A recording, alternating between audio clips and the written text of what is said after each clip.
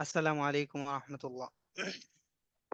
ওয়ালাইকুম আসসালাম ওয়া রাহমাতুল্লাহি ওয়া ওয়ালাইকুম বারাকাতুহু। আসসালাম ওয়া রাহমাতুল্লাহ।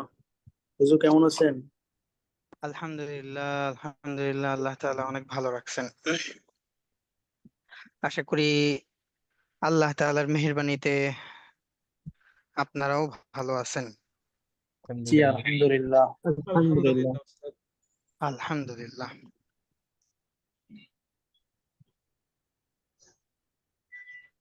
মাশাআল্লাহ, আপনারা তো অনেকজন সালাম দিয়েছেন। সালামের মধ্যে সালাম আমাদের এটা একটা শিআর। এটা কি উস্তাজ? শিয়ার নিদর্শন। শিআর। শিআর মানে নিদর্শন, সিম্বল। তো আমাদের ইসলামের জন্য এটা হচ্ছে অনেক বড় একটা শিআর, সালাম। কিন্তু যদি এই শিআরটা, সালামটা যদি কোনো ধরনের মানে নিখুঁত না হয়, খুঁতওয়ালা হয়, তাহলে এটা সুন্দর হয় না। এই জন্য সালামটা সবাই ভালো করে মাস্ক করে নিব।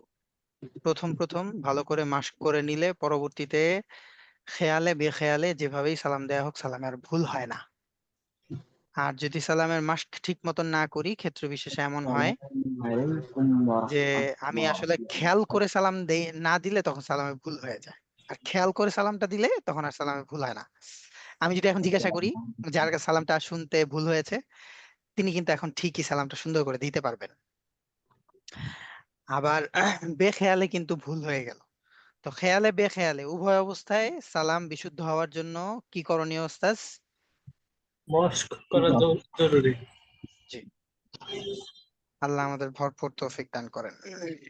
আমিন।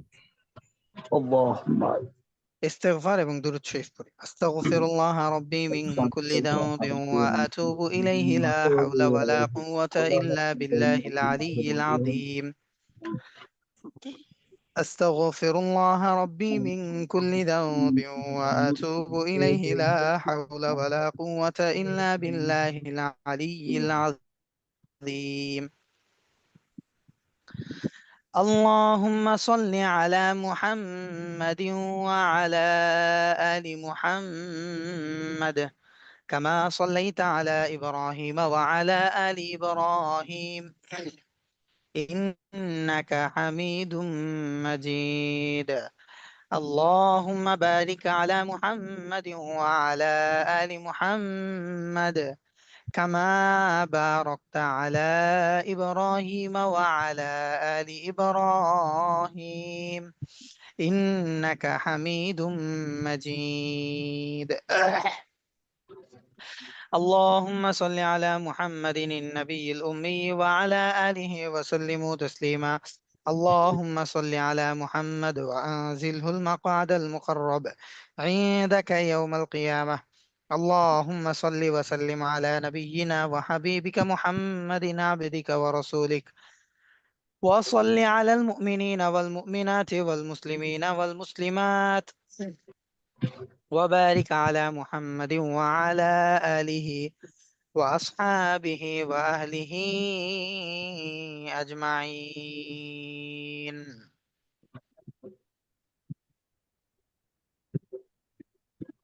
سبحانك لا علم لنا إلا ما علمتنا إنك أنت العليم الحكيم. سبحانك لا فهم لنا إلا ما فهمتنا إنك أنت الجواد الكريم. الحمد لله ثم الحمد لله। আল্লাহ সুবহানাহু ওয়া তাআলার কাছে লাখো কোটি শুকরিয়া এই জন্য শুকরিয়া। আলহামদুলিল্লাহ। যে আল্লাহ সুবহানাহু ওয়া তাআলা আমাদেরকে আজকের এই দার্সে উপস্থিত হওয়ার তৌফিক দান করেছেন। এই জন্য আমরা সকলেই অন্তরের অন্তঃস্থল থেকে শুকরিয়া আদায় করি আলহামদুলিল্লাহ। আলহামদুলিল্লাহ। আল্লাহুম্মা লাকাল হামদু কুল্লুহু ওয়া লাকাশ আলহামদুলিল্লাহ শুকরু আলা কুল্লুহু কুল্লি হাল। হামদান কাসীরান তাইয়িবান ওয়া মুবারাকান ফীহ। সুবহানাল্লাহি ওয়া বিহামদিহি সুবহানাল্লাহিল আযীম।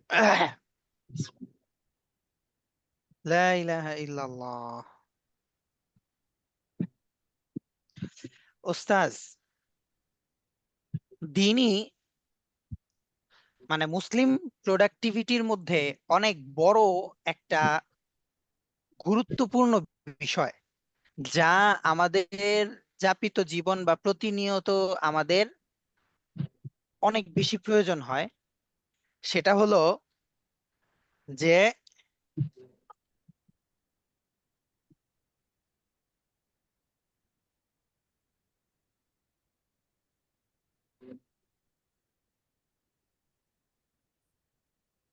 আলহামদুলিল্লাহ, সেটা হলো আমি আহ, সব জায়গাতেই শেখার মন মানসিকতা রাখি। শেখার মন মানসিকতা রাখি, যারা এই মন মানসিকতা রাখে দেখবেন সমাজের মধ্যে তাদের সাথে মানুষের ঝগড়াঝাটি হয় কম, তাদের কাজকর্মগুলো গোছানো হয় বেশি, তাদের সময়গুলো কাজে লাগাতে পারে তারা খুব ভালো করে, এবং আরো ইত্যাদি ইত্যাদি ভুরি ভুরি অনেকগুলো বেনিফিটেড সাইড আছে, উপকারী দিক আছে, যেই দিকগুলো আমরা আমাদের জীবনে অর্জন করতে পারি একটা গুণাবলীর দ্বারা। সেই গুণটা হচ্ছে কি? শেখার মন মানসিকতা লালন করা।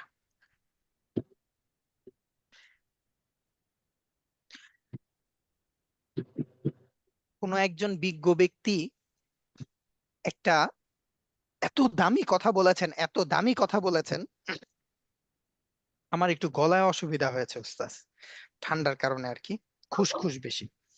তো মাঝে মাঝেই এই যে একটু কাশি টাইপের ইয়া হচ্ছে। তো আপনাদের কাছে আন্তরিকভাবে আগেই ক্ষমা চেয়ে নিচ্ছি, কারণ অনেকের কাছে আমরা অনেকে ইয়ারফোন ব্যবহার করি, অনেকের অসুবিধা লাগতে পারে। তো এই জন্য আপনাদের কাছে ক্ষমা চেয়ে নিচ্ছি। সমস্যা নেই ওস্তাদ, আল্লাহ আপনাকে সুস্থ করুন। আমিন আমিন আমিন। আলহামদুলিল্লাহ। তো আজকে আমাদের দার্সের মূল বিষয়বস্তু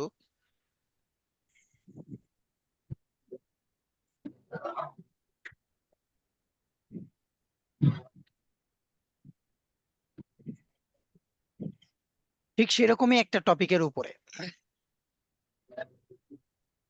যেটা একটা ক্যাটাগরিতে আমাদের সমাজের মধ্যে বেশি হয়।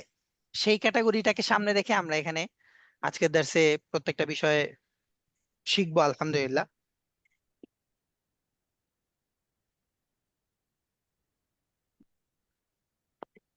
আহ, তবে সমাজের মধ্যে আরো অনেকগুলো এমন অঙ্গন আছে যে অঙ্গনগুলোতে আসলে আমাদের জন্য দরকার হচ্ছে শেখার মন মানসিকতা লালন করা। ও, কোন একজন বিজ্ঞ ব্যক্তি এ কথা বলেছিলেন যে যে ব্যক্তি প্রত্যেকটা কাজের ক্ষেত্রে এই মন মানসিকতা লালন করে যে, ও না, যার যে এমন মন মানসিকতা লালন করে সে কোনোদিন কোনো কাজের ক্ষেত্রে আহ বিফল হয় না। যে এমন মন মানসিকতা লালন করে, কেমন মন মানসিকতা? তিনি এই কথা বলেছিলেন, কোন একজন বিজ্ঞ ব্যক্তি, যে আমি আসলে যখন কোনো কাজ করি তখন সেই কাজের ফলাফল যদি আলহামদুলিল্লাহ কাঙ্ক্ষিত ফলাফল হয়, অর্থাৎ যেমনটা ফলাফল হওয়ার কথা ঠিক তেমনটা হয়, তাহলে তো আলহামদুলিল্লাহ সাকসেস। আর যদি ওই ফলাফলটা ঠিক তেমন না হয়, তাহলে এই কাজটা আমার কিন্তু ঠিক মতন হলো না, তাই না? তো তখন কাজটা যখন ঠিক মতন হলো, তখন আমরা কোন জিনিসটা গ্রহণ করি? যে হ্যাঁ, আলহামদুলিল্লাহ কাজটা সাকসেস হয়েছে, মানে ফলাফলটা আমরা গ্রহণ করি। কিন্তু যখন কাজটা হয় না, তখন কি আমরা এটা গ্রহণ করতে পারি, মানে এখান থেকে কোনো ফলাফল গ্রহণ করতে পারি? আমরা জি না। লার্নিং নিতে পারি, মিস্টেক গুলা জানতে পারি, এখান থেকে শিক্ষা নিতে পারি। আল্লাহ তাআলা আপনার ইলমের মধ্যে আরো অনেক তারাক্কি দান করেন, আল্লাহ তাআলা আপনাকে কবুল করেন। যে বাহ।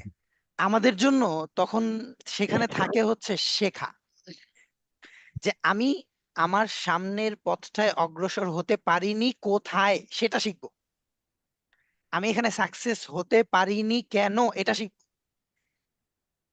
তিনি যখন এই জিনিস শেখার চেষ্টা করে, তখন তার এই কাজে কিন্তু কোনো লস নাই, সময়েও লস নাই, কাজেও লস নাই, তার চিন্তা চেতনা, তার সার্বিক দিক থেকে কোনো ধরনের লস নাই। কারণ কি, তিনি একটা কাজ করেছেন সাফল্য পাওয়ার জন্য, কিন্তু যখন সফলতা আসেনি, সাফল্য আসেনি, তখন তিনি সেখান থেকে এটাকে শিক্ষাক্ষেত্র বানিয়ে নিয়েছেন। এখান থেকে জীবনের একটা অনেক বড় এক্সপিরিয়েন্স তিনি অর্জন করেছেন, যা মুমিনের জন্য হাদিসের মধ্যে আল্লাহ রাসূল এভাবে বলেছেন যে মুমিন কখনো এক গর্তে দ্বিতীয়বার পা দেয় না। তো এই জন্য ওস্তাজ, আমরা যদি শেখার মন মানসিকতা লালন করি, এটা প্রথমত তো আমাদের মুসলিম প্রোডাক্টিভিটির মধ্যে অনেক বড় একটা বিষয়। দ্বিতীয়ত হচ্ছে, এটা আমাদের জীবনের সকল সমস্যার মানে অধিকাংশ সমস্যার সমাধান করে দেয়। চলেন আমরা দার্সের এই বিষয়গুলো পড়ি, তাহলে আরো অনেক বিষয় আমাদের সামনে আলোচনায় আসবে ইনশাল্লাহ। ওস্তাদ কেউ যদি পড়তে পারতেন একটু ভালো জি, হতো। ওস্তাদ জি। জি পড়েন ভাই, আপনি পড়েন। জি, কোথা থেকে ওস্তাদ জি? ওস্তাদ, এই যে আলোচনার বিষয়বস্তু এখান থেকে শুরু করেন। আহ, আলোচনার বিষয়বস্তু অনলাইনে ইলম অর্জনে ছাত্রছাত্রীদের করণীয় ও বর্জনীয় কিছু বিষয়, আর আলিমগণের মতভেদের কারণ এবং এ ব্যাপারে তলিবুল ইলমের করণীয়। অনলাইনে ইলম অর্জনে ছাত্রছাত্রীদের করণীয় ও বর্জনীয়। মূলত তলেবুল এলিমদের জন্য অনলাইন ও অফলাইনে একই ফিতনা আজ বিরাজ করছে। তাই এখানে আমরা দুটি এমন পয়েন্ট নিয়ে আলোচনা করব যেখানে কেবলমাত্র অনলাইনের জন্যই নির্দিষ্ট বলা যেতে পারে। এক, ঘন ঘন ড্রপ আউট হয়ে যাওয়া। দিন শিক্ষার ক্ষেত্রে বিশেষত অনলাইনে ড্রপ আউট হয়ে যাওয়ার সমস্যাটা প্রকট। অধিকাংশ কোর্সের ক্ষেত্রে দেখা যায় প্রথমে অনেকজন শুরু করলেও কিছুদিন পরে শিক্ষার্থীর সংখ্যা ধীরে ধীরে কমতে থাকে, অতঃপর শেষের দিকে প্রায় একেবারেই কমে যায়। স্বল্পমেয়াদী কোর্সের চাইতে দীর্ঘমেয়াদী কোর্সে ড্রপ আউটের হার অনেক বেশি থাকে। এজন্য প্রয়োজন যে কোনো কোর্সের সাথে আন্তরিকভাবে লেগে থাকা। এই আপনারা আপনাদের সামনে সেমিস্টারেই দেখবেন আমাদের সাথে কত ভাইরা চলে যাবে। আমাদের প্রতি বছর দেখি এরকম কত ফুল আসে, কিন্তু এই ফুলগুলো আর আমরা শেষ পর্যায়ে মানে আমরা আমাদের মানজিলে মাকসাদে পৌঁছায় আর সবাইকে পাই না। কিছু ফুলকে পাই, কিছু ফুলকে পাই না, হারিয়ে ফেলি অনেককে। আচ্ছা চলেন। দুই, ঘন ঘন এক আলহামদুলিল্লাহ। জি উস্তাজ।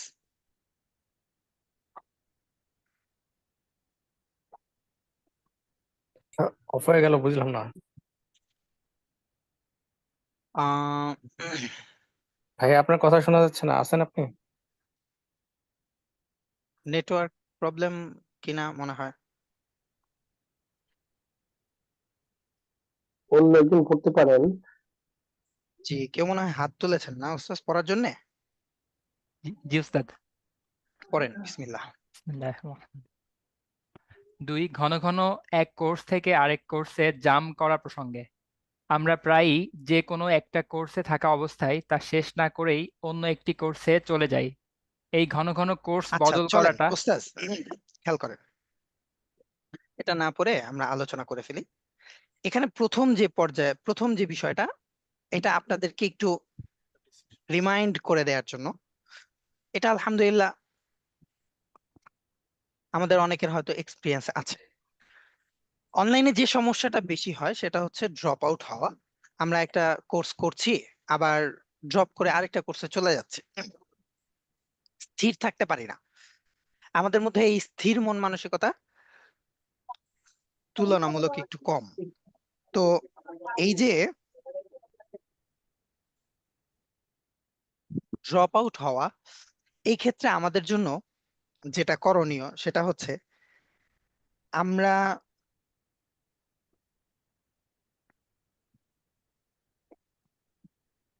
ধরেন আমার ধারণ ক্ষমতা আছে যে আমি এই আলিম কোর্সটা কন্টিনিউ করার সাথে সাথে রুকিয়া কোর্সটাও করব। আমাদের বছরে 2বার রুকিয়া কোর্স আসে না? জি তো ওস্তাদ জি। আমরা রুকিয়া কোর্সটাও করব, এরকম ধরেন আমার অ্যাভাইলিটি আছে। তো যখন আমাদের রুকিয়া কোর্স চলে, ঠিক তখনই আমাদের আরেকটা কোর্স চলে হচ্ছে ইমামুল মাযাহিব, মাযহাবের ইমামগণের সিরাতুল ইমাম আর কি। এই কোর্স সিরাতুল ইমাম কোর্স। তো আমরা সেক্ষেত্রে ধরেন এই 3টা কোর্স একসাথে যদি কন্টিনিউ করতে চাই, আমাদের জন্য অবশ্যই এটা মনে রাখতে হবে যে আমি কি আসলে এই কোর্সগুলো করার মতন ধারণ ক্ষমতা আমার আছে কিনা। প্রথম ধারণ ক্ষমতা ক্ষমতা হচ্ছে যে মেধাগত যোগ্যতা, আমি কি করতে পারবো কিনা। কারণ আমার যদি মেধাগত যোগ্যতা না থাকে তাহলে আমি শুধু শুধু এই কোর্সগুলোতে এনরোল করব, এনরোল করার পরে এখান থেকে আর মানে আমার কি বলে হচ্ছে প্রেজেন্টেশনও থাকবে না। তারপর হচ্ছে আমার ধরেন আরো যে সকল অ্যাক্টিভিটিস গুলো আছে এই অ্যাক্টিভিটিস গুলো থাকবে না, কারণ আমি 3টা কোর্স একসাথে করতেছি। তখন দেখা যাবে কি না একুল হলো না ওকুল হলো, সব হারালাম। তো তখন গিয়ে শেষমেশ যা হয়, আমি ওই অনলাইনে স্ক্রল করার অভ্যাসটা থেকেই যায়। আমি ওই স্ক্রল করেনেওয়ালা যে সকল আসবাব গুলো আছে এগুলোর মধ্যেই থাকি, কোর্সের জায়গা থাকে। তো এইটা আবার কয়দিন পরে আবার আফসোস করি, আবার একটা কোর্সের জন্য প্রিপারেশন নেই। তো এটা আমাদের পরিবর্তন হওয়ার সবচাইতে বড় একটা মাধ্যম হচ্ছে একেবারে লেগে চেপে ইস্তেকামাতের সাথে এক জায়গায় স্থির হওয়া। এই স্থির হওয়াটার আগে আমাদেরকে বাছাই করতে হবে। বাজারে গেলে আমি একটা র্যাকেট ব্যাট যখন কিনবো, ব্যাডমিন্টন, তো আমি এটা কেনার আগে 10টা দোকান চেক করি, নেটের দিক থেকে কোনটা অনেক বেশি মানে পারফেকশন আছে, পারফেক্ট আছে, বডিটা কি অ্যালুমিনিয়াম নাকি, এটা হচ্ছে কিপিং এ কতটুকু এটা বেশি সুইটেবল হয়, ধরতে কতটুকু মজা হয়, এটার ওয়েট কতটুকু, অনেক কিছু দেখি। কেন? এই জন্য যে 10টা দোকান দেখলে আমার একটা আইডিয়া হবে যে আমি একটা দোকানের মধ্যে আমার চাহিদা মোতাবেক সবগুলা জিনিসকে কাছাকাছি পাইছি। তো আমি আপনি যে কোনো জায়গায় যে কোনো একটা ইলম অর্জন করার আগে আমাদের জন্য এটাই জরুরি। আমি আগে একটা কোর্স দেখলাম, বাস ঢুকে গেলাম, জয়েন করে ফেললাম বা ইনরোল করে নিলাম, না। আমার আগে থেকে তো টার্গেট আছে। আর আমরা যারা হচ্ছে পরিকল্পিত জীবন ব্যবস্থাতে আমরা অভ্যস্ত, তারা আলহামদুলিল্লাহ আশা করি সবকিছুই এরকম নোট রাখে। আপনাদেরকে এর আগে বলেছিলাম কিনা জানা নেই, আহ যদি না বলে থাকি আজকে আমরা এটা মুযাকারা করছি, আপনারা সবাই মনে রাখবেন। আমাদের সবার জন্যই জরুরি যে আমার আপনার লা ইলাহা ইল্লাল্লাহ,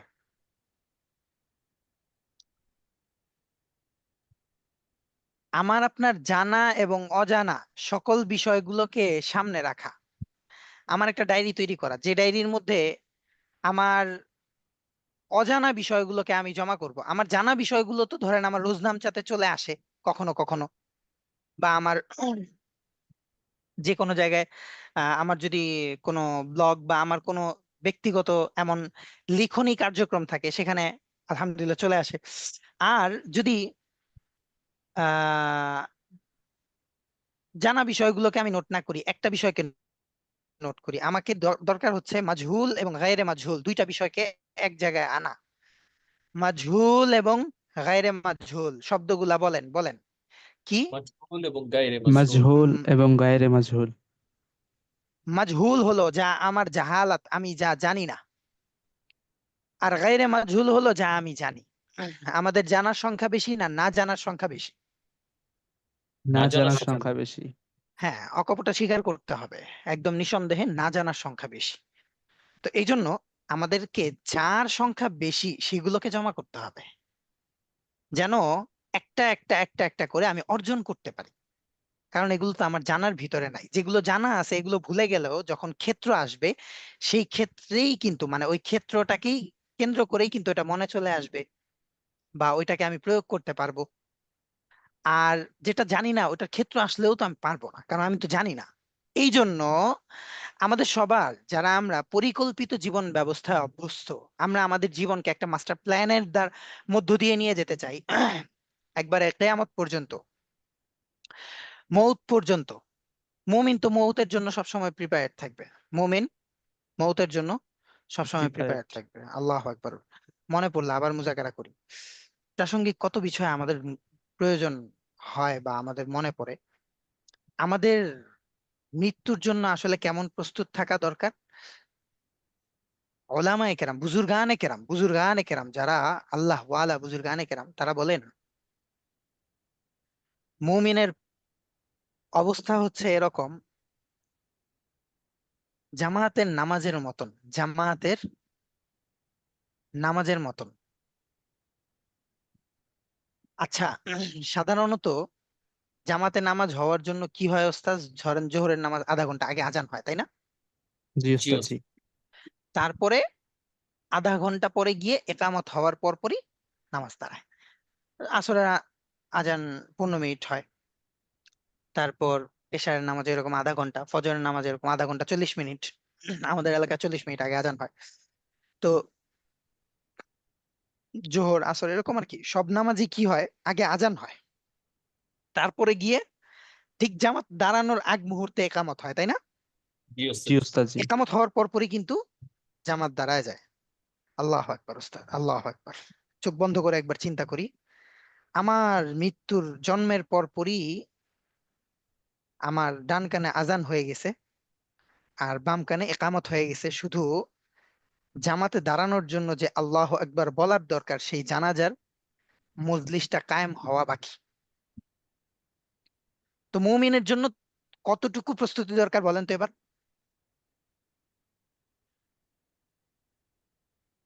একেবারে অনেক। সব রেডি থাকা উচিত, মানে রেডি থাকতে হবে। আমার ওস্তাজ, আমার শেখ মুর্শিদ হাজরত আল্লামা আব্দুল হাই পাহাড়পুরি রাহিমাহুল্লাহ, হুজুর একটা কথা বলতেন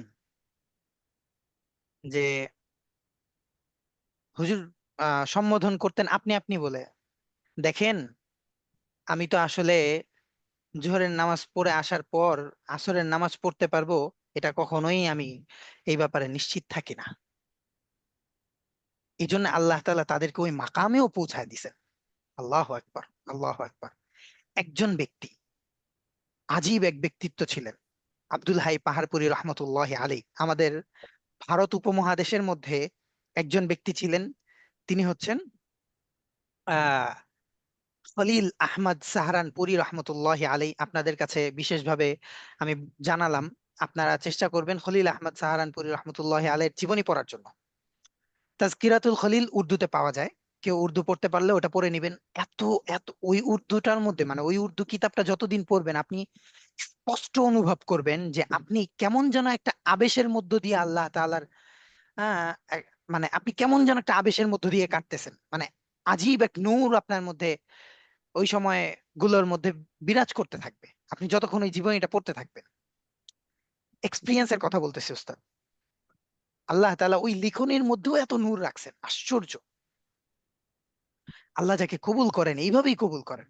এই জন্য আল্লাহ রসুল হাদিসের মধ্যে বলছেন, আল্লাহ যাকে পছন্দ করেন প্রথমে আল্লাহ আসমানে খবর দেন যে, জিবরিল, আমি তো ওকে পছন্দ করি, ওই আসমানওয়ালাদের কাছে ঘোষণা করে দাও যে আমি তাকে পছন্দ করি। জিবরিল আলাইহিস সালাম ঘোষণা করে দেন যে, "এ আসমানওয়ালা, আসমানে যত ফেরেশতা আছে সবাইকে ঘোষণা করে দেন আল্লাহ তাআলা তাকে পছন্দ করেন।" বাস, ফেরেশতারা তাকে পছন্দ করা শুরু করেন। আসমান থেকে এবার ফেরেশতারা, তার নাম যখন আওয়াজ হইতে থাকে তখন জমিনওয়ালা ফেরেশতাদের কাছে সংবাদ পৌঁছায় যে, শোনো, আমরা আসমানবাসী ওই বান্দাকে ভালোবাসি কারণ আল্লাহ তাআলা তাকে ভালোবাসেন। এবার জমিনে যে সকল ফেরেশতারা থাকে তারাও তাকে ভালোবাসতে থাকেন। এভাবে পৃথিবীর সকল ফেরেশতা তাকে ভালোবাসেন। এর দ্বারা কি হয়, আল্লাহ তাআলা যে বান্দাকে ভালোবাসেন সেই বান্দাকে যখন সব ফেরেশতারা ভালোবাসতে থাকেন, তখন ওই বান্দার জন্য প্রত্যেকটা কদমে কদমে, প্রত্যেকটা জায়গায় জায়গায় ওই বান্দা যেখানে যেখানে যায়, ওই জায়গার সব বান্দাদের দিলের মধ্যে আল্লাহ তাআলা তার প্রতি মহাব্বত ঢেলা দেয়। তখন কি হয়, মানুষ মৌমাছির মতন জেকে জেকে তার কাছে আসে। তা আল্লাহ তাআলা এইরকম কিছু বুজুর্গানে কেরাম আমাদের জন্য, আমাদের হেদায়েতের জন্য, আমাদের জীবন গড়ার জন্য আল্লাহ তাআলা দুনিয়াতে পাঠাইছেন। আব্দুল হাই পাহাড়পুরি রহমতুল্লাহ আলাই একজন ব্যক্তিত্ব, আমাদের ভারত উপমহাদেশে ছিলেন খলিল আহমদ সাহারানপুরি রহমতুল্লাহ আলাই। হ্যাঁ, আরো অনেক বুজুর্গ আর আরো অনেক ওলামায়ে কেরাম ছিলেন, কিন্তু এক একজনের খেদমতের ধারা, এক একজনের খেদমতের মানহাজ, এক একজনের ধরন এক এক রকম। এই ব্যক্তিত্ব যাদের না কথা বলছি, আব্দুল হাই পাহাড়পুরি রহমতুল্লাহ আলাই এবং খলিল আহমদ সাহারানপুরি রহমতুল্লাহ আলাই, এই দুজন ব্যক্তিত্ব হচ্ছেন এমন, আপনি যে কোনো মন মানসিকতার, আপনি উগ্র মেজাজের হন, আপনি মানে জজবাতি মেজাজের হন, ঠান্ডা মেজাজের হন, একবারে বরফ মেজাজের হন, যেমনই হন না কেন, আপনি তাদের জীবনী পড়লে ভালোবাসতে বাধ্য হবেন, বাধ্য হবেন। আল্লাহ আকবার। হুজুর এভাবে বলতেন প্রায় সময় যে আমি তো আসলে জোহরের নামাজ পড়ে এসে আসরের নামাজ যে পড়তে পারবো এটার ব্যাপারে কখনোই নিশ্চিত থাকি না। তো আল্লাহ তাআলার ব্যাপারে আমাদের ধারণা কেমন থাকা চাই।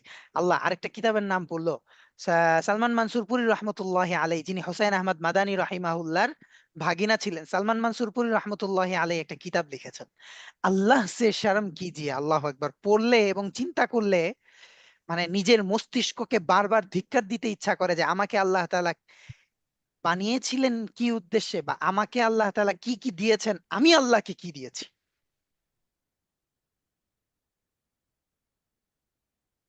আমি একজন সৃষ্ট অধীনস্থ, আমি অধীনস্থ হওয়া সত্ত্বেও আমার মুনিব, আমার মালিক, আমার আল্লাহ তাআলার সাথে আমার সম্পর্কটা হইলো এরকম, আমার জীবনের সবকিছু, দয়া, অনুদান, ভালোবাসা, প্রাপ্তি, অপ্রাপ্তি, সুখ, দুঃখ, বেদনা, সবকিছু তিনি আমাকে দিয়েছেন, কিন্তু আমি তাকে কি দিয়েছি। এই কিতাব আমাদের জেহেনকে বদলায় দেয়। আল্লাহ সে শরম কিজিয়ে। কিতাবের নামও আজীব, আজীব ধরনের। আল্লাহ তাআলার প্রতি লজ্জা পোষণ করেন। কিতাবটা কি আল্লাহ বাংলায় সে, আছে ওস্তাদ জি? কি জানি একটা নামে অনুবাদ হয়েছে, আমার মনে নাই বাংলাটা। খুব সম্ভব জাইনুল আবেদিন সাহেব হুজুর অনুবাদ করছেন, খুব সুন্দর অনুবাদ, নামটা মনে নাই। আচ্ছা। লা ইলাহা ইল্লাল্লাহ। তো আল্লাহ সে শরম কি, যে এটা আপনারা মনে হয় গুগলে সার্চ করলে এর বাংলা যেটা আছে এটা পেয়ে যাবেন। তো কোত্থেকে যেন আসলো ওস্তাজ, এতগুলো কথা কোথায় কোথায় যেন চলে পাহাড়পুর গেল। রহমতুল্লাহ আলাইহির কথা বলছিলেন এবং আমাদের মৃত্যুর সময়, মৃত্যুর জন্য যে সবসময় রেডি থাকতে হয় সেই কথাটাই বলছিলেন। জাযাকুমুল্লাহ, জাযাকুমুল্লাহ ওস্তাজ। হ্যাঁ, কথাটা এসেছিল হচ্ছে যে আসলে আমাদের মৃত্যুর জন্য সবসময় প্রস্তুত থাকা চাই। আর মুমিনের জন্য মৃত্যুর কেমন প্রস্তুতি থাকতে হবে মুমিনের জন্য মৃত্যু, যে মুমিন সার্বক্ষণিক এই মৃত্যুর জন্য প্রস্তুত থাকবে। হায়, আমার তো আজান একামত হয়েই গেছে, এখন তো জামাত দাঁড়ানোর শুধু বাকি, আমি কত নিশ্চিন্তে আলিশান বাড়ি করতেছি, গাড়ি করতেছি, সব কিছু নিশ্চিন্তে করতেছি, সব কিছু নিশ্চিন্তে করতেছি। এই বিষয়গুলা আমাদের প্রত্যেক দিন ঘুমের আগে চিন্তা করা দরকার। বহু বুজুর্গানে কেরাম তাদের দৈনন্দিন আমলের মধ্যে একটা আমল এরকম রেখেছেন যে তারা ঘুমের আগে মুহাসাবা যখন করতেন, নিজের জরিপ যখন করতেন, আজকে সারাদিনে কি করতাম, কি করলাম আর কি, একটা হলো মুরাকাবা, একটা মুহাসাবা। মুরাকাবা বলা হয় নিজেকে তত্ত্বাবধান করা, আরেকটা মুরাকাবা বলা হয় ধ্যান করা, ধ্যান। দুইটা দুই জিনিস। তো মুহাসাবার মধ্যে একটা মুরাকাবা আছে, এই মুরাকাবা হচ্ছে ধ্যান, আমি আজকে সারাদিনে কি করলাম, কি পাইলাম আর কি হারাইলাম, আমার গতকালকের দিন থেকে আজকের দিনের প্রাপ্তি কতটুকু, অপ্রাপ্তি কতটুকু। এগুলো হচ্ছে বহুত বুজুর্গানে কেরামের দৈনন্দিন জীবনের একটা কাজ। ঘুমের আগে 2 রাকাত সালাত পড়ে যখন বিছানায় আসবেন, ঠিক তখন এই হিসাবটা তারা লাগান যে আমি আজ কি করলাম, এরপর বিছানায় আসেন, তারপর বিছানার যত আমল আছে এই আমলগুলো তারা করেন। উস্তাজ, এগুলো যে জীবনের মধ্যে কতটা পরিবর্তনশীল, এক একটা আমল কতটা পরিবর্তনশীল। আল্লাহ আকবার, আল্লাহ আকবার। জিন্দেগিকে বদলাইবার জন্য ছোট্ট ছোট্ট কিছু আমল করি, ছোট্ট ছোট্ট কিছু আমল। বিছানার পাশেই একটা প্যাড রেখা দেই। অনেকের আছে যে আমরা দোয়া পড়তে ভুলা যাই, ঘুমের আগে সুন্নাত গুলা ভুলে যাই, ঘুম থেকে ওঠার পর দোয়া বা সুন্নত গুলো ভুলে যাই। আমি বালিশের পাশে সবসময় একটা প্যাড রেখে দিই, যে প্যাডের মধ্যে আমার আমল গুলোকে আমি জমা করে রাখবো, যে ঘুম থেকে উঠলে আমার এই আমল করতে হবে। ওই ডায়েরি দেখলে আমার মনে পড়বে এই ডায়েরিটা এখানে কেন, তখন ভুলে গেলে ওখান থেকে দেখে পড়লাম। জিন্দেগিকে গড়ার জন্য কত মানুষের কত ধরনের মেহনত যে দেখছি, ইস্তেমার ময়দানে গেলে দেখা যায়। মানুষ আল্লাহ তাআলার কাছে প্রিয় হওয়ার জন্য। আল্লাহু আকবার। কোন কথা থেকে কোন কথা চলে আসলাম, আজকে কিন্তু অনেক গুরুত্বপূর্ণ আমাদের একটা আলোচনা আছে।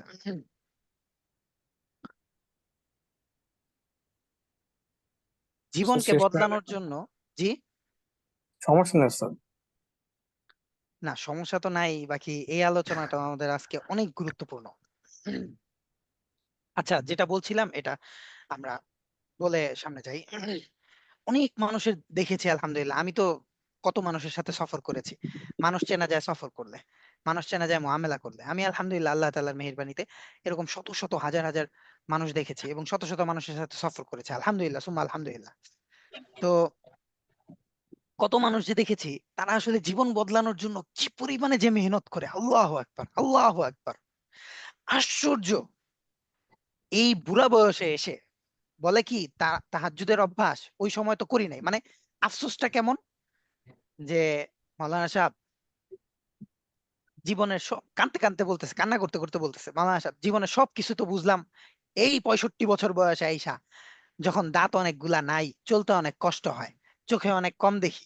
কিন্তু মাওলানা সাহেব নিয়ত করছি ওই যৌবনে যেই চেষ্টাটা আমি করার দরকার ছিল, আমার এখন যতটুকু সাধ্য আছে ওই চেষ্টা পর্যন্ত পৌঁছানোর জন্য চেষ্টা করব। শেষ রাতে তাহাজ্জুদে উঠে নামাজ পড়ার জন্য যেন অভ্যাস করতে পারে, এই জন্য ওই শেষ রাতে ঘুম থেকে, মানে ওই শেষ রাতে সে তার আমলকে বানায় নিছেন, তিনি সারা দিনের গোসলটা হইলো শেষ রাতে করবেন। আমরা গোসল করি জোহরের আগে না, তিনি জি। করবেন শেষ রাতে। কেন? গোসল করলে কিন্তু মানুষের মধ্যে একটা ফ্রেশনেস ভাব কাজ হয়, কোনো ঘুম ঘুম লাগে না। তিনি অভ্যাস বানায় নিছেন যে তাহাজ্জুদ যেন মিস না হয়, এই জন্য গোসল ওই সময় করবেন। দুইটা কাজকে একসাথে রাখছেন, একটা দুনিয়া একটা আখেরাত। দুনিয়ারটাও কোনো ক্ষেত্রে কম না, আখেরাতেরটাও কোনো ক্ষেত্রে কম না। আপনি আজকে গোসল না করলে কালকে খারাপ লাগবে। অভ্যাস যখন এরকম হয়ে যাবে তখন কিন্তু আপনি বাধ্য। আর তখন স্বাভাবিকভাবেই আপনি ধীরে ধীরে ধীরে ধীরে এগুলোতে প্র্যাকটিসিং হইতে থাকবেন। আল্লাহ তাআলা মানুষকে আসলে কেন কবুল করবেন না? মানুষের এই মেহনত গুলোই তো মানুষকে কবুল করার জন্য আহ অগ্রসর করে দেয়। তো এই জন্য ওস্তাদ, আমাদের জীবনকে পরিবর্তন করার জন্য আমাদের জন্য খুব বেশি বেশি দরকার, খুব বেশি বেশি দরকার যে একটু একটু করে চেষ্টা করা, একটু একটু করে চেষ্টা করা। চেষ্টা যখন একটু একটু একটু একটু একটু করে করতে থাকবো, অগ্রসর হব, তখন আল্লাহ তাআলা আমাদেরকে অনেক দূর আগে বাড়িয়ে দিবেন। একবারে তো আর সবকিছু করে ফেলা যায় না। একটু একটু একটু একটু করে করতে করতে করতে করতে জমা হতে হতে অনেকগুলো হবে ইনশাআল্লাহ। এই জন্য এখন থেকে জীবনটা পরিবর্তন করার জন্য নির্দিষ্ট কিছু আমলের অভ্যাস বানায় ফেলি, নির্দিষ্ট কিছু আমলের অভ্যাস বানায় ফেলি। আল্লাহ তাআলা আমাদেরকে তৌফিক দান করেন। তো ড্রপ আউট হওয়ার বিষয় থেকে আমরা এখানে চলে আসছিলাম যে ইস্তেকামাত, ইস্তেকামাতের সাথে কোন আগে বাজ বিচার করে আমি, ও আচ্ছা, মাজহুল এবং গায়রে মাজহুল কে আমরা আগে একত্রিত করতে হবে।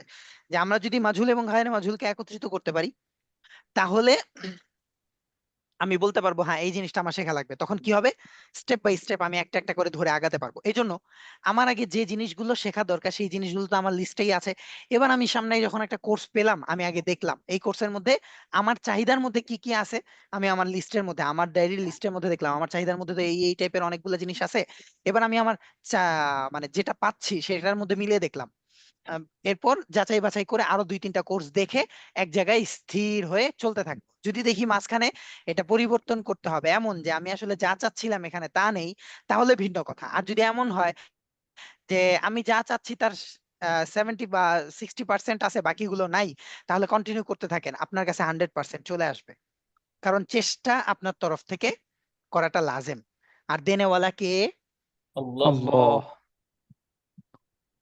তো এই জন্য আমরা সবাই ইস্তেকামাত, আসলে অনলাইনে আমাদের কোর্সগুলো বা পড়ালেখা করার ক্ষেত্রে সবচেয়ে বড় জিনিস যেটা, সেটা হচ্ছে ইস্তেকামাত, মানে অবিচলতা। দৃঢ় পদে অবিচল থাকা, এটা আমাদের জন্য জরুরি। চলেন ওস্তাদ তারপর সামনে যাই। লক্ষণীয় একজন তালিব ইলম অফলাইন ছেড়ে অনলাইনে দ্বারস্থ হবে, দুই 2টা থেকে শর্ত। হচ্ছে, 2 নম্বর থেকে, জি। যে ঘন 2 থেকে পড়বে আর কি। যে ঘন ঘন এক কোর্স থেকে আরেক কোর্সে জাম্প করা প্রসঙ্গে এটা ওস্তাদ জি। আচ্ছা, এখান থেকে আলহামদুলিল্লাহ এইটুকু তো আমরা জি। করলাম, আলোচনা করলাম। সামনে ইনশাল্লাহ তারপরে যাচ্ছে। এখানে 2টা বিষয় আমাদের জন্য খেয়াল রাখার দরকার। একটা হচ্ছে যে অনলাইনে আসলে কখন আমরা দ্বারস্থ হবো, যখন আমরা অফলাইনে একদমই পারবো না। আমাদের মনে হয় এই বিষয়ে আলোচনা এর আগেও হয়েছিল। আসলে অনলাইনটা আমাদের বিকল্প পন্থা। এবং আবুল হাসান আব্দুল্লাহ সাহেব হুজুর কি বলেছেন জানেন? আমরা কি আবুল হাসান আব্দুল্লাহ সাহেব হুজুরকে চিনি কিনা জানি না। মার্কাজুদ দাওয়া। জি, মার্কাজুদ দাওয়ার যিনি সঞ্চালক, যাকে মুদিস সাহেব হুজুর বলা হয়, জি মোহতামিম প্রিন্সিপাল আর কি, আব্দুল মালিক সাহেব হুজুরের বড় ভাই। যারা শেকড় তাদেরকে আসলে কেউ দেখে না, বৃক্ষটাকেই দেখে। আব্দুল মালিক সাহেব বৃক্ষ, শেকড় হচ্ছেন তার বড় ভাই আবুল হাসান আব্দুল্লাহ সাহেব। আল্লাহ তাআলা দুইজনকে, কাউকে কারো ক্ষেত্রে আল্লাহ তাআলা ইলমের দিক থেকে কম দেন নাই। আজীব দোনোজন, আল্লাহু আকবার। তো আবুল হাসান আব্দুল্লাহ সাহেব হুজুর একদিন বলতেছিলেন, আমাদের আইওএম এর আয়োজনের মধ্যেই বলতেছিলেন যে এইটা আসলে, এই প্রথম কথাটা যেভাবে বলছেন যে অনলাইন তো আসলে না পারতে, মানে অনলাইন আসলে না পারতে, পরে হুজুর বলতেছেন কি আসলে না পারতেও অনলাইনের ক্ষেত্রে মানায় না, কারণ অনলাইনের সাথে এই দিনের এই সম্পৃক্ততা গুলোর মধ্যে কোনো শব্দ নাই যেটাকে মানায় বলা যাইতে পারে আসলে। কারণ অনলাইনের প্রতিষ্ঠা কিন্তু এই দিনের জন্য না, আমরা এটাকে এখন আমাদের ব্যবহারিক মাধ্যম হিসেবে দিনকে প্রচার করার ক্ষেত্র আছে বলে এটাকে ব্যবহার করতেছি। আর এটাকে এই জন্য ব্যবহার করতেছি, যদি এখানে দিনের মানে দিনই ক্ষেত্র বানানো না হয়, তাহলে যারা এটাকে বানিয়েছেন তারা এটা দিয়ে গোটা পৃথিবীর মধ্যে তাদের মাকসাদকে হাসিল করে নেবেন, অর্থাৎ গায়রে দিনই একটা প্ল্যাটফর্ম, পরিবেশ তারা তৈরি করে। পরিবেশ তারা তৈরি করবে। জি ওস্তাদ তা জি। আবুল হাসান আব্দুল্লাহ সাহেব হুজুর এই কথা বলেছিলেন, আসলে এটা এইটারও, এই শব্দেরও মানানসই না, যে না পারতে আসলে একদম না পারতে অনলাইনের বিষয়টা। আবুল হাসান আব্দুল্লাহ সাহেব হুজুর এক মানে কোন রকম ভাবেই কোনো শব্দে এটাকে সমর্থন করেন নাই। তিনি নমনীয় ভাবেই বলছেন, কোনো কঠিন শব্দ বলেন নাই, এটা এইভাবেই বলছেন। তার মানে আসলে এটা আমাদের জন্য বোঝা খুব জরুরি যে অনলাইনের এই মাধ্যমটা যেহেতু এখন সময়ের জন্য এরকম হয়ে গেছে যে আমাদের একটা মানে আমাদের দৈনন্দিন জীবনের একটা অংশ কিন্তু অনলাইনের এই বিষয়টা। অধিকাংশ ক্ষেত্রে চলাফেরা, উঠা বসা সব জায়গার ক্ষেত্রেই যে অ্যানালগ ফোন ব্যবহার করে তিনিও কিন্তু দিনের মধ্যে এমন কোনো না কোনো জায়গায় কিছু না কিছু কাজ করতেই যাচ্ছে বা তাকে করতে হচ্ছে, যেখানে আসলে অনলাইনে করতে হবে, তিনি করবেন না অন্য কেউ করবে। আমাদের জীবনের একটা অংশ হয়ে গেছে এটা। তো এই জন্য এটা আমাদের আবুল হাসান আব্দুল্লাহ সাহেব এই কথা বলেছিলেন যে অনলাইনের দ্বারস্থ, অনলাইনের দ্বারস্থ না আফওয়ান, আবুল হাসান আব্দুল্লাহ সাহেবের কথা তো হচ্ছে আগে বলে আসলাম। তো অনলাইনের দ্বারস্থ আমরা কখন হব, যখন হচ্ছে না পারতে বিকল্প কোনো কিছুর জন্য আমরা অনলাইনের দ্বারস্থ হব। তো অনলাইনের আমাদের প্রথম টার্গেট থাকবে অফলাইন, আমাদের প্রথম টার্গেট থাকবে অফলাইন। অফলাইন। আলহামদুলিল্লাহ বর্তমানে আমাদের বাংলাদেশে বিভিন্নভাবে আহ আমাদের নৈশ ব্যবস্থাপনা, মানে আমাদের এই ফরজ দ্বীনি ইলম, তার পাশাপাশি নফল এবং ইলমে দ্বীনের বিভিন্ন বড় বড় অংশ বা বিভিন্ন ফন এর উপরে আলহামদুলিল্লাহ পেশাজীবী, চাকরিজীবী, ছাত্র সবার জন্য ব্যবস্থাপনা আলহামদুলিল্লাহ সচল হয়েছে আমাদের বাংলাদেশে। এখন আলহামদুলিল্লাহ অনেক জায়গায় আছে, অনেক জায়গায়। তো এই জন্য আমরা একটু যাচাই বাছাই করে খুঁজে লা ইলাহা ইল্লাল্লাহ। মার্কাজুদ দাওয়ার তত্ত্বাবধানে আপনার ওই তালিমউদ্দিন একটা প্রতিষ্ঠান আছে, হ্যাঁ বিভিন্ন জায়গায় সেন্টার তালিমউদ্দিনের, আছে। হ্যাঁ তালিমউদ্দিনের কার্যক্রম তো আমাদের আলহামদুলিল্লাহ সব জায়গায় চলে।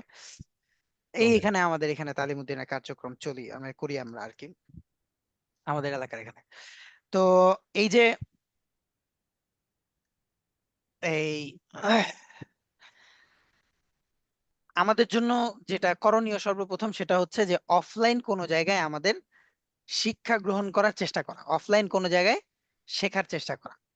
দ্বিতীয়ত দরকার হচ্ছে যে অফলাইন যদি না পারি তাহলে পারতপক্ষে কি করা, অনলাইনে। অনলাইনে ব্যবস্থা করা। আরেকটা বিষয় মনে রাখা জরুরি, এটা আমাদের যতদিন না পর্যন্ত আমরা কর্মপন্থাকে পরিবর্তন করছি ততদিন পর্যন্ত এই পন্থা পরিবর্তন হবে না। আমরা অনেক সময় বাসায় হুজুর রাখি, তাই না? জি আমাদের ওস্তাদ জি। বাচ্চাদের জন্য বাসায় হুজুর রাখি, বা আমরা আমাদের নিজেদের জন্য বাসায় হুজুর রাখি। এই কাজটা বন্ধ করা দরকার। জি, জি ওস্তাদ ডেফিনেটলি জি। আমি এটা আপনাকে এটাকে সাপোর্ট। জি, ফায়দা আছে, কিন্তু এটা ডেফিনেটলি। মদের মতন, যেখানে আল্লাহ তাআলা বলছেন খোদ আল্লাহ তাআলাই বলে দিছেন যে মদের মধ্যে ফায়দা আছে, তবে ক্ষতির সংখ্যাই বেশি। একজন উস্তাদ বা একজন হুজুর বাসায় এসে পড়াচ্ছেন, এটাতে ফায়দা আছে, কিন্তু ফায়দার চেয়ে ক্ষতিটা কি বেশি? যে পড়ছে, যে বাসায় আসছে, এই হুজুর যে লোকগুলার সামনে এই বাসায় টিউশন করাইতে যাইতেছে, এই হুজুরের চ্যানেলে জানা যারা যারা আছে যে এই হুজুর বাসায় গিয়ে টিউশন করান, কি বিষয়ে কোরআন পড়ান, দিন পড়ান, এই সব মানুষগুলার কাছে সে দিনকে ছোট বানায় দিল। বুঝতে পারলাম উস্তাদ? জি ওস্তাদ। জি ওস্তাদ জি। দিনকে কোনোভাবেই ছোট করা বা খাটো করার কোনো ধরনের কোনো কার্যক্রম আমরা, এটা কিন্তু খারাপ না। বাসায় এসে পড়াবেন, কাজটা কি খারাপ নাকি? কিন্তু কাজটা খারাপ ওস্তাদ না। মানুষকে তো ইলমের কাছে যেতে হবে, ইলম যদি আমাদের কাছে আসে তখন তো ইলমের সেই ইয়েটা থাকবে না। Good understand. আমাদের তো এই বুঝটা রাখতে হবে যে ইলিম কাকে বলে। এই জন্য ইলিমের জন্য মানে ইলিমের কথা বলা হয়েছে একটা প্রবাদ, যে হ্যাঁ, কি জানো, আপনাদেরকেও বলেছিলাম তো প্রবাদটা, যে ইদা তুতি কুল্লাক ইউতিকা যাররাহ, যে সে, তুমি যদি তাকে তোমার সর্বস্ব বিলীন করে দাও, সে তোমাকে যাররা পরিমাণ দিবে। আপনি তাহলে কিভাবে বলেন যে আমার বাচ্চাটা আসলে সহি শুদ্ধভাবে, আসলেই ভালোভাবে সে কোরআন শিখতে পারবে? এটা আসলে কিভাবে আমি বলি? হ্যাঁ, আগের যে একটা পদ্ধতি ছিল, আগের দিনের এই টিউশন পদ্ধতিটা মাঝখানে এসে আমাদের সমাজের মধ্যে দিনের একটা ইমেজ আরো নষ্ট করে ফেলছে। আর আগে যেটা ছিল প্রচলন, জায়গির ব্যবস্থা, ওইটার ধরনটা ভিন্ন, বা ওইটার ব্যবস্থাপনাটা ভিন্ন, ভিন্ন। যেটা আমরা হিজরতের সময়ও দেখি। বিভিন্ন সাহাবায়ে কেরাম রাদিয়াল্লাহু তাআলা আনহুম আজমাইনকে আল্লাহ রাসূল সাল্লাল্লাহু আলাইহি ওয়াসাল্লাম, হ্যাঁ, যেমন মদিনার মধ্যে মুহাজির সাহাবী যারা, আনসার সাহাবী যারা ছিলেন, তাদের মধ্য থেকে অনেকে ছিলেন যারা তাদের বাচ্চাদেরকে বা তারা দিন শেখার জন্য নিজেদের পক্ষ থেকে সচেষ্ট ছিলেন। তো আল্লাহ রসুলের কাছে ওই মক্কা থেকেই যারা দিন শিখেছেন, এরকম কিছু কিছু সাহাবীকে আল্লাহ রসুল মদিনার মধ্যে তখন যারা এরকম আহ তাদের পরিবারের মধ্যে আরো দুই একজন সদস্যকে সংযোগ করে রাখতে পারবেন, এরকম যে সকল সাহাবায়ে কেরাম ছিলেন, এবং তাদের মধ্যে এই চাহিদা ছিল যে তারা দিন শিখবে, তাদের সাথে ওই সকল সাহাবায়ে কেরামকে মিলায় দিছেন যারা দিন সম্পর্কে আলহামদুলিল্লাহ পারদর্শী, আসহাবে সুফফার ছিলেন, আসহাবে সুফফার ছিলেন। আচ্ছা, আসহাবে সুফা। সুফফার নামটা মদিনায় এসে বাস্তবায়িত হয়েছে, কিন্তু মক্কায় আসহাবে সুফফার কিন্তু কার্যক্রম জারি ছিল। বুঝতে পারলেন? তো এইরকম কিছু সাহাবায়ে কেরামকে আল্লাহ রাসূল সাল্লাল্লাহু আলাইহি ওয়াসাল্লাম মদিনাতে এই সাহাবায়ে কেরামের কাছে সেই সময় এই জায়গির ব্যবস্থা আমরা যেটা বলি আর কি, এইরকম ব্যবস্থায় সেখানে রেখেছিলেন। ওইটার একটা ধরন ভিন্ন। আগে আমাদের দেশে ছিল, এখনো পর্যন্ত কিছু কিছু জায়গায় আছেন জায়গির জি ব্যবস্থা, ওস্তাদ জি। কিন্তু ওইটা আর এইটা, টিউশন ব্যবস্থা আর জায়গির ব্যবস্থা, দুইটার মধ্যে আকাশ পাতাল তফাৎ আছে না? জি ওস্তাদ জি। আকাশ পাতাল তফাৎ আছে। এই জন্য এই কাজটা থেকে আমরা সবাই বিরত থাকার চেষ্টা করব। এটা কেন বললাম? হুজুরকে আপনার নিষেধ করার দরকার নাই, আপনি আপনার আত্মীয় স্বজনকে এবং আমি আমার সন্তানকে এরকম কারো কাছে না পড়ার ব্যবস্থা করি, তাহলেই হলো। উস্তাদ এইটাও কি অনলাইনের মতো অল্টারনেটিভ হইতে পারে কিনা? না না আবার পারতে। অনলাইনে যাচ্ছেন কেন? অনলাইনকে যত ছাড়তে পারেন, ভাই আমাদের আইওএম অনলাইন তো কত আগেই ছেড়ে দেওয়ার জন্য আমরা ফিকির করছি। মানে আমাদের এখনো পর্যন্ত ওস্তাদ যারা আছেন, আমরা প্রত্যেকে শতভাগ দিলের মধ্যে হাত রেখে বলতে পারি আইওএম এ আমাদের খেদমত করার মতন আসলে, মানে দিল থেকে 100 ভাগ বা 100 ভাগের মধ্য থেকে 10-15 ভাগ যে সায় দেয়, আসলে এরকমও খুশির সাথে সায় দিতে পারি না আমরা। তো ওস্তাদজি ভাইয়া বলেছেন যে আমরা যেরকম আগে অফলাইনকে প্রাধান্য দিব, যদি কোনো কারণে না পাওয়া যায় আমরা অফলাইনে যাব, ঠিক উনি সেটা মেইন করেছেন যে আমরা সবসময় চেষ্টা করব নিজেরা যে ওস্তাদের কাছে হাঁটু গেড়ে বসে ইলম নিব, যদি কোনো কারণে না পারি তাহলে আমরা তাদেরকে হ্যাঁ হ্যাঁ হ্যাঁ, সম্মানের সাথে, অনলাইনের দ্বারস্থ হবো।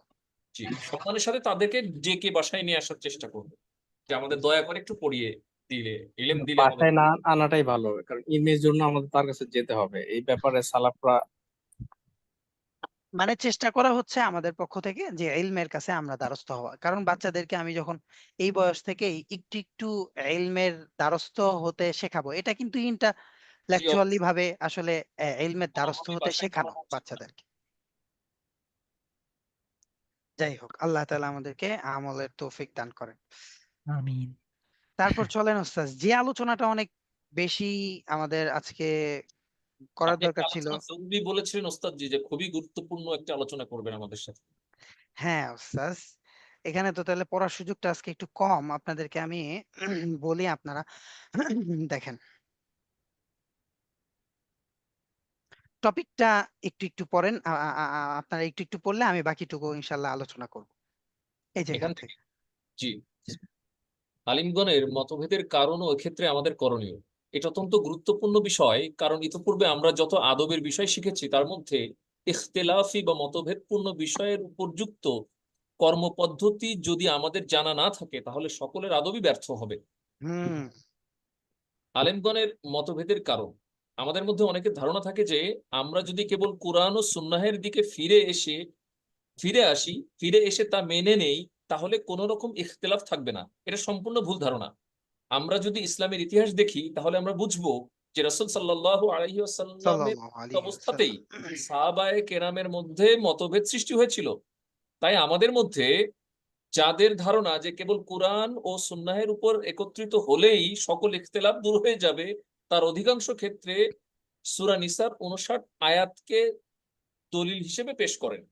হুম আর আয়াতটি এরূপ, যদি তোমরা কোনো বিষয়ে বিবাদে লিপ্ত হও তাহলে তোমাদেরকে আল্লাহ ও রাসূলের কাছে ফিরিয়ে দাও। যদি তোমরা বিশ্বাস রাখো আল্লাহ এবং কিয়ামতের দিবসের উপর, তাহলে এটাই হবে কল্যাণকর এবং পরিণামে সুন্দর। আচ্ছা আচ্ছা, এটুকু পড়ে ফেলেন। এই জি। কথাটুকু বুঝলে পুরা শীটের আলোচনাগুলো আয়ত্তে কিন্তু চলে আসবে। বোঝার বিষয় হচ্ছে এখানে আল্লাহ সুবহানাহু ওয়া তাআলা বলেছেন যে আমাদের মধ্যে যদি কোনো ব্যাপারে বিবাদের সৃষ্টি হয় তাহলে আল্লাহ রাসূল অর্থাৎ কোরআন এবং সুন্নাহের দিকে ফিরে গেলে আমাদের বিবাদের সমাধান হয়ে যাবে। আল্লাহ সুবহানাহু ওয়া তাআলা এখানে আরবি শব্দ বলেছেন আহ, আহ, তানাজাতুম। তানাজা, আচ্ছা, যে শব্দটি বলেছেন বিবাদ অর্থে প্রকাশ করেছেন, ইখতিলাফ অর্থে নয়। সুতরাং বিবাদ দূর হওয়া আর ইখতিলাফ দূর হওয়া এই দুটোর মধ্যে কিন্তু মোতা দাগে পার্থক্য আছে। এখানে যারা ধরে নিয়েছেন বা বলেছেন, যারা আরবি শব্দ, ওস্তাদ জি আরবি শব্দটা কি বললেন? তানাজাতুম। তানাযাতুম।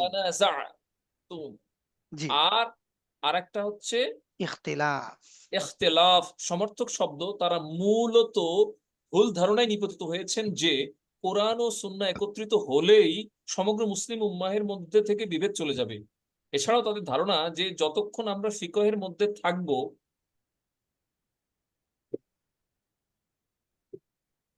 ফিকহ কেন্দ্রিক পড়াশোনা হলে বা ফিকহ থেকে মাসালা গ্রহণ করলে ইখতিলাফ দূর হবে না। মূলত এটা একটা ভুল ধারণা। যখন দুইটা দলের মধ্যে বিবাদ হয় তখন একটা দল থাকে হকের উপরে ও আরেকটি দল থাকে বাতিলের উপরে। কমপক্ষে থাকে জালেম, এক পক্ষে থাকে জালেম ও আরেক পক্ষে থাকে মাজলুম। সুতরাং কোরআন ও সুন্নাহের ফয়সালা যদি মেনে নেওয়া হয় তাহলে কোরআন ও সুন্নাহ সবসময় মাজলুমের পক্ষে রায় দিবে। এখানে কিন্তু ওস্তাদ বোঝানো হচ্ছে বিবাদ। বিবাদ যদি বিবাদ হয় কথাটা এবং আহ মূল বিষয়টা বোঝা দরকার। যদি বিবাদ হয় তাহলে কি হয়? তাহলে এক পক্ষ জালেম থাকে, আরেক পক্ষ মাজলুম থাকে, যদি বিবাদ হয়। বিবাদ আরেকটা হচ্ছে কি, মতানৈক্য, মত ইখতিলাফ। ইখতিলাফ। এখানে বিষয়টা এটা নাই যে বন্ধুরা চারজন মিলে হচ্ছে যমুনা ফিউচারে গেছি ফোন কেনার জন্য। তো এখানে গিয়ে আমাদের কথা আমরা মানে উদ্দেশ্যকে আমরা বদলায় ফেললাম যে ফোন কিনবো না। এখন একজন বলতেছে, মানে দুই তিনজন বলতেছে যে না, আইফোন নিয়ে নে। আর বাকি দুইজন বলতেছে মানে যে না, আইফোন না, তুই এই রেডের মধ্যে বেস্ট একটা বর্তমান আপডেট কোন একটা ফোন নিয়ে নে। তো নেয়ার উদ্দেশ্যটা কিন্তু দুই দলেরই একই, ফোন নিবে। নিবে কি? ফোন। ফোন। ফোন। তাহলে এখানে কি তাদের মধ্যে বিবাদ হয়েছে না মতানৈক্য হয়েছে? এখানে ইখতিলাফ মতানৈক্য হয়েছে। হয়েছে। হ্যাঁ, ইখতিলাফ ইখতিলাফ হয়নি। হয়েছে, মতানৈক্য হয়েছে। আমাদের মধ্যে যা হয়, আপনিও মসজিদে এসেছেন, আমিও মসজিদে এসেছি, আপনি রফি ইয়াদাইন করছেন, আপনি হাম্বলি মাযহাবকে অনুসরণ করছেন, কিন্তু আমি হানাফি ফিককে অনুসরণ করছি। হানাফি আপনি হাম্বলি ফিক অনুযায়ী নামাজ পড়তেছেন, আমি হানাফি ফিক অনুযায়ী নামাজ পড়তেছি। এখন আপনি আমারে যেটা বলতেছেন সেটা হইলো যে আমার নামাজ হয় নাই, তার মানে আমাকে আপনি কি করলেন, বিবাদের মধ্যে ফেলে দিলেন। জি, আর আসলে যেটা হয়েছে, দুইজনই একই কাজ করতেছি কিন্তু পদ্ধতি ভিন্ন। এইটার মধ্যে বিষয়টা কি, ইখতিলাফ। এটার মধ্যে বিষয়টা কি, ইখতিলাফ। ইখতিলাফ। ইখতিলাফ। আর যদি এর বিপরীতে গিয়ে আমি বলি না ভাই, নামাজের মধ্যে হাত উঠায় নামাজ পড়লে তো নামাজ হয় না, তাহলে হয়ে গেল কি, আমি জালেম আপনি মাজলুম। কারণ দুইজনের মধ্যে তখন বিবাদ হবে। ওইটা হচ্ছে ঝগড়া, বিবাদ। আর যেটা ইখতিলাফ, মতানৈক্য, সেটা হচ্ছে এরকম যে ভাই সালাত তো আদায় করতেই হবে, তো আমি সালাতের ক্ষেত্রে নবীজির এই হাদিসকে প্রাধান্য দিচ্ছি, আর আপনি সালাতের ক্ষেত্রে নবীজির এই হাদিসকে প্রাধান্য দিচ্ছেন। তো দুইজনের ইখতিলাফ, ইখতিলাফ দুইজনের মধ্যে কি হয়ে গেল, ইখতিলাফ। এবার ইখতিলাফ। এই ইখতিলাফ হওয়ার কারণে আমাদের জন্য কি করণীয় সেটা আমাদের দেখার বিষয়। আজকের দার্সের আমাদের মূল আলোচ্য বিষয় হচ্ছে এটা, যে আমরা যদি বলি এই ধরনের ইখতিলাফগত বিষয়গুলোর ক্ষেত্রে কোরআন হাদিসের আফওয়ান যে কোনো ধরনের বিবাদের মধ্যে আমরা যদি এই আয়াতটাকে সামনে রাখলে আমাদের জন্য বুঝতে অনেক বেশি সহজ। যে আমরা যদি এরকম বলি যে সব বিষয়ের ক্ষেত্রেই, যে এই যে আমরা যদি বলি কেবল কোরআন এবং সুন্নাহের দিকে ফিরে আসলেই কোনো ধরনের কোনো কি হবে না, ইখতিলাফ ইখতিলাফ হবে না, তাহলে আসলে ভুল। আপনারা যদি ওই সিরাতের অধিকাংশ অংশগুলো পড়ে থাকেন, সাহাবায়ে কেরামের সিরাত পড়ে থাকেন, তাহলে দেখবেন আবু বকর রাদিয়াল্লাহু তাআলা আনহু আর ওমর রাদিয়াল্লাহু তাআলা আনহু দুইজন জালিলুল কদর সাহাবী। জালিলুল কদর মানে অনেক সম্মানিত সাহাবী আর কি, মর্যাদার অধিকারী। তো এই দুইজন সাহাবী এক জায়গায় বসা, আরো অনেক প্রবীণ প্রবীণ সাহাবীরা সেখানে বসা, তাদের বয়সী আব্বাস রাদিয়াল্লাহু তাআলা আনহু ছিলেন, তারপর ওইদিকে হামজা রাদিয়াল্লাহু তাআলা আনহু ছিলেন, আরো অনেকেই বসা। এখন মাশওয়ারা বা এর ভিতরে আলোচনা হচ্ছে, আমরা বিভিন্ন বিষয় নিয়ে আলোচনা হচ্ছে, দ্বীনি বিষয় নিয়ে আলোচনা হচ্ছে। তো মাশওয়ারা হচ্ছে আর কি মূলত, এই মাশওয়ারার মধ্যে, আলোচনার মধ্যে নিজেদের মধ্যে ওমর রাদিয়াল্লাহু তাআলা আনহু, আবু বকর রাদিয়াল্লাহু তাআলা আনহু এমন ভাবে কথা কাটাকাটি হয়ে গেছে যে স্পষ্ট আমরা সবাই এই মজলিসের মধ্যে বুঝতেছি যে এই দুইজনের মধ্যে যে কথা কাটাকাটি হয়েছে, স্বাভাবিকভাবে আমাদের সমাজের মধ্যে এটা হইলে এই দুইজনের মধ্যে সম্পর্কটা ভালো থাকতো না। মজলিস শেষে ওমর রাদিয়াল্লাহু তাআলা আনহু আবু বকর রাদিয়াল্লাহু তাআলা আনহুর কাছ থেকে ফয়সালা নিচ্ছেন, তাহলে সর্বশেষ ফয়সালা কি, আবু বকর রাদিয়াল্লাহু তাআলা আনহু ফয়সালা দিচ্ছেন, ওমর রাদিয়াল্লাহু তাআলা আনহু চুপচাপ, মানে চুপচাপ বলতে স্বাভাবিক, স্বাভাবিক কোনো চুপচাপ এই শব্দ যোগ করছি না, স্বাভাবিক ভাবে বাস সবাই মজলিস শেষে দোয়া পরে উঠে চলে গেছেন। আবার পরবর্তীতে খানার দস্তরখানে দুইজন একসাথে বসে বসে হাসতেছেন। এটা ছিল ইখতিলাফ, এটা ছিল কি, ইখতিলাফ। ইখতিলাফ। খুদ কারীদের মধ্যে আল্লাহ রাসূলের জামানায় আল্লাহ রাসূলের সামনে বসা, হ্যাঁ, ওমর রাদিয়াল্লাহু তাআলা আনহু সহ আরো এই সামনে আমাদের উদাহরণগুলো আসবে, সাহাবায়ে কেরামের মধ্যে কিরাত নিয়ে ইখতিলাফ হয়ে গেছে, কোরআন নিয়ে ইখতিলাফ হয়ে গেছে। এখন দুইজনের কথা ঠিকই আছে, পড়বো ঠিক, মানে পড়ার কাজটা হবে ঠিক, কিন্তু ধরন ভিন্ন। একজন বলতেছে এভাবে, আরেকজন বলতেছে এভাবে। এখন আল্লাহ রাসূলের কাছে যখন আসছেন, আল্লাহ রাসূল বলছেন হ্যাঁ ঠিক আছে তুমি এভাবে পড়তে থাকো, আরেকজনকে বলছে ঠিক আছে তুমি এভাবে পড়তে থাকো। দুইটা ধারা এখন কায়েম হয়ে গেছে। তাই কেরাতের এই অংশ বলা হয় হচ্ছে হাফস, মানে এটা হাফসের কেরাত। আবার এই অংশে আজ আসিমি কেরাত, মানে এইভাবে আলাদা আলাদা করে এক একটা ধারা তৈরি হয়ে গেছে। কাজটা কি, পড়া, পড়ার কাজ ঠিক থাকবে, কিন্তু পদ্ধতিগত দিক থেকে যেন সুবিধা হয়, সেই জন্য আল্লাহ তাআলা এই যে এই পার্থক্যটা করেছেন। আর এই পার্থক্যটা হওয়া আমাদের জন্য কি, রহমত। কেন, আমাদের বাংলাদেশের সবার জন্য কি ব্রিটিশ প্রোনাউন্সিয়েশনে আমরা কথা বলবো, স্পিক করব, এটা আমাদের পক্ষে কি সম্ভব? অনেক কঠিন। সাধারণভাবে না। সাধারণভাবে না।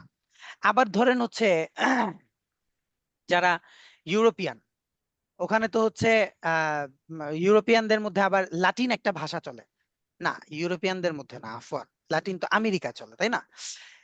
তো ধরেন হচ্ছে এই ইউরোপিয়ানদের মধ্যে ভাষাগত দিক থেকে ওদের একটু ইংলিশের প্যাটার্নটা একটু বেশি, একেবারে মানে কঠিন। ওদেরকে মনে করেন বাংলা ভাষা যদি বলতে দেন যে আমি ভালো আছি, এখন ও তো আপনাকে এইভাবে শোনায় দিবে, আপনি কেমন আছেন, আমরা ইসলামা মাদানে গেলে এরকম ইংরেজরা আমাদেরকে প্রশ্ন করে, আপনি কেমন আছেন?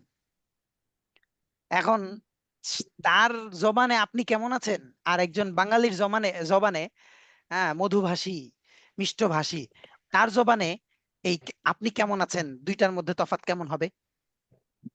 অনেক তফাৎ হবে। একটা শ্রুতি মধুর হবে, সহজে বোঝা যাবে, আর একটা বোঝা যাবে যে কিছুটা অস্পষ্টতা হ্যাঁ আছে। অস্পষ্ট, এবং এটা কিন্তু বোঝা যাবে যে সে আসলে পারতেছে না, তার জন্য এটার বিকল্প অন্য কোনো, এবং সে কিন্তু অনেক সুন্দর করে আপনাকে জিজ্ঞাসা করবে যে হোয়াটসঅ্যাপ, হাউ আর ইউ। সে আপনাকে অনেক সুন্দর করে জিজ্ঞাসা করতেছে, অথচ তার এই হোয়াটসঅ্যাপ শব্দ বলা শুনে আপনি কিন্তু অবাক হয়ে যাচ্ছেন যে আমি তো হোয়াটসঅ্যাপ বলতেই পারি না।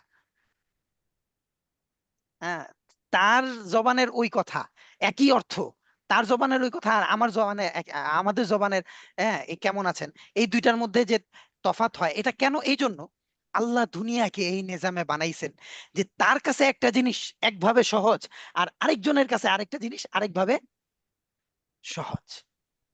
এই জন্য আল্লাহ রাসূলকে আল্লাহ তাআলা রহমত বলেছেন। কেন?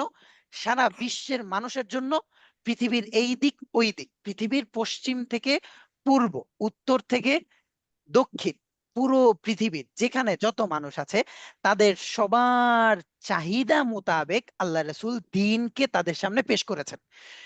মানে তাদের চাহিদা মোতাবেক কথাটা এভাবে না বলে দ্বীনকে প্রত্যেকের জন্য সহজভাবে পেশ করেছেন। এই জন্য দেখেন সুদানীদের তাদের দিনই দিক থেকে যে আচার আচরণ বা তাদের যে ব্যবহারিক পদ্ধতি, তারা অনেক সাদামাটা চলে। আমাদের দেশের কোনো মানুষ ওখানে গিয়ে যদি, বা আমাদের দেশের বিলাসবহুল যারা জীবনযাপন করে তারা যদি ওই সুদানে গিয়ে কয়েকদিন থাকতে বা মানে ওখানে গিয়ে একটু বসবাস করার চিন্তা ভাবনা করে, অনেক কষ্ট হবে, অনেক কষ্ট হবে। তো এরকম ভাবে আল্লাহ তাআলা এক এক জায়গার মানুষের জন্য এক এক জিনিসকে সহজ বানাইছেন। এই জন্য আমি কি মূল বিষয়টা আপনাদেরকে বুঝাইতে পারছি কিনা, আল্লাহ তাআলা দিনকে এমন ভাবে পৃথিবীর মধ্যে ফিক্সড করেছেন যে যে কোনো মানুষ তার সহজতার কে প্রয়োগ করে সে দিনকে পালন করতে পারবে। আল্লাহ তাআলা যেটা বলেছেন, লা ইউকাল্লিফুল্লাহু নাফসান ইল্লা উসাহা, আল্লাহ কারো উপর কোনো কিছু চাপিয়ে দেন না, কোন নফসের উপর আল্লাহ তাআলা কোনো কিছু চাপিয়ে দেন না। আবার আল্লাহ তাআলা দেখেন, যখন আপনি নামাজের সময় হয়ে হয়ে গেছে, আপনি অসুস্থ, কিচ্ছু করতে পারতেছেন না, এই যে বন্যা হইলো, এই সময় মানুষ সব সুস্থ, গলা পর্যন্ত পানি, আপনি নামাজ পড়বেন, শরীয়ত কি আপনাকে হুকুম দেয় নাই? এখন শরীয়ত কি বলছে? আপনি পানির ভিতরে যায় সেজদা দেন। সেখানে দিন সহজ না? অবশ্যই এখন ওস্তাদ। এখন আমি যদি বলি আমি ডাঙায় বাস করি, আর আপনি জলে বাস করছেন, আপনি বানভাসী আর আমি স্থলভাষী। এখন আমি যদি বলি যে না, মাটিতে কপাল না লাগলে সেজদা হবে না, ফতোয়া দেখে আপনাকে ফতোয়া খুলে আপনাকে দেখাই, আপনার জীবনটা কোথায় যাবে? এমনিতেই আপনি ডুবে মরতেছেন, তার মধ্য থেকে আপনার উপর ফরজ হুকুম যেটাকে আমি আপনার উপর চাপিয়ে দিচ্ছি, এভাবে আপনি কি করবেন? এটা দিনের কাঠিন্য, এবং এটা দিনের ধরন না। বরং দিন বলে ওই সময় আপনি দাঁড়ায় দাঁড়ায় ওই মাথা যতটুকু সেজদা দেওয়ার মতন ঝুঁকাইতে পারেন ঝুঁকায় দেন, রুকু দেওয়ার মতন ঝুঁকাইতে পারেন মাথা ঝুঁকায় দেন, বাস রুকু হয়ে গেছে। সেজদা দেওয়ার মতন একটু বেশি করে ঝুঁকায় দেন, বাস হয়ে গেছে। আর কিছু লাগবে না, আপনার শরীর কিচ্ছু নাড়ানো লাগবে না, আপনি যে দাঁড়াইছেন আল্লাহ তাআলার সামনে, আল্লাহ দেখছেন। তো এখন দ্বীনের এই ধরনের যে সকল বিষয়গুলো, এইগুলো হচ্ছে ইখতিলাফি বিষয়, আর এটা আমাদের জন্য রহমত। আরে ভাই, এটা আমাদের জন্য রহমত। না হইলে ওই আফ্রিকার মানুষ বাঁচতো না, না হইলে তুরস্কের মানুষগুলা মারা যেত। যে পরিমাণে শীত পৃথিবীর একটা দুই দিকের মাঝখানে পড়ছে এই তুরস্ক, এবং ওই ওই অঞ্চলটা, ইউরোপিয়ান ওই অঞ্চলটা, মানুষজনের বাঁচা বড় মুশকিল হয়ে যেত। তো এই জন্য মাযহাব, আর এই জন্য বিভিন্ন মত, আমল একটাই, আল্লাহ তাআলার ইবাদত, আমল একটাই, সালাত। কিন্তু আপনি বলতেছেন যে আপনি আল্লাহ রাসূলের এই হাদিসকে প্রাধান্য দিবেন যে হাত বাঁধবেনই না, ঠিক আছে, লা হারজ, কিন্তু সালাত আদায় করতে হবে। এই মন মানসিকতা সারা পৃথিবীর সব মানুষের লালন করা, এটা হচ্ছে আমাদের আজকের দার্সের মাকসাদ। তাহলে আমাদের মধ্যে দিন জানা এবং দিনের চর্চা আরো বেশি সহজ হবে। তখন আমাদের মধ্যে কি হবে না, এমন কোনো বিষয় হবে না যে আমরা একটা বিষয় নিয়ে ঝগড়া করতে করতে দিনের মূল বিষয়গুলোকে হারায় ফেললাম। বোঝা গেল ওস্তাদ? তো এই পুরো দার্সের, আজকের পুরো এই দার্সের আলোচনার সারমর্মটাই হচ্ছে এটা যে আমরা আসলে দ্বীনের এই ইখতিলাফি বিষয়গুলোর ক্ষেত্রে কেমন মন মানসিকতা লালন করবা। আমি ওস্তাদ আমাদের আগামী দার্সের আলোচনাও একই আলোচনায়, আমরা আগামী দার্সেও এই বিষয়টাই আলোচনা করব, হয়তো শীট থেকে আর একটু পড়বো, আরো কিছু নতুন আলোচনা আসবে।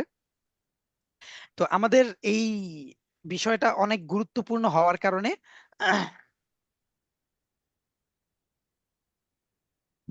অনেক গুরুত্বপূর্ণ হওয়ার কারণে আমরা এটাকে আমাদের 2টা দার্সে অন্তর্ভুক্ত করেছি, অর্থাৎ 8 এবং 9 দার্সে 9 নম্বর দার্সে আমাদের এই ইখতিলাফি বিষয়টা নিয়ে আমরা মুজাকারা করব। তো আজকের দার্সে আমরা যে বিষয়টা মুজাকারা করলাম, পুরো শীট পড়ার পরে এই বিষয়টা আবার একটু জেহেনে আনবেন এবং নিজেরা একটু আরেকটু ভাবার চেষ্টা করবেন, দেখবেন ওস্তাদ আরো অনেকগুলো সমাধানের বিষয় আমাদের সামনে চলে আসবে।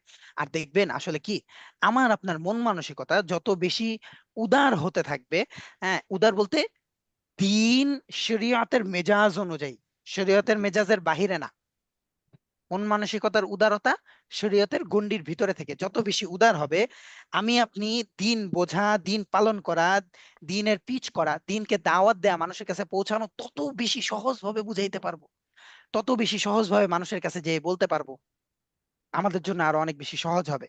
আল্লাহ তাআলা আমাদেরকে বোঝার তৌফিক দান করেন। আজকের দার্সে যা যা মুযাকারা হইলো সবগুলা কথা আল্লাহ তাআলা আমাদেরকে আমল করার তৌফিক দান করেন।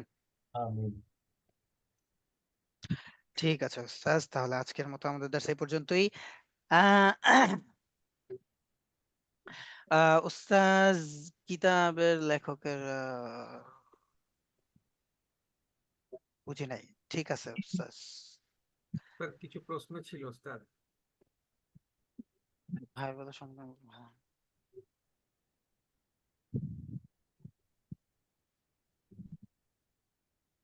আচ্ছা উস্তাজ, এই কি প্রশ্ন?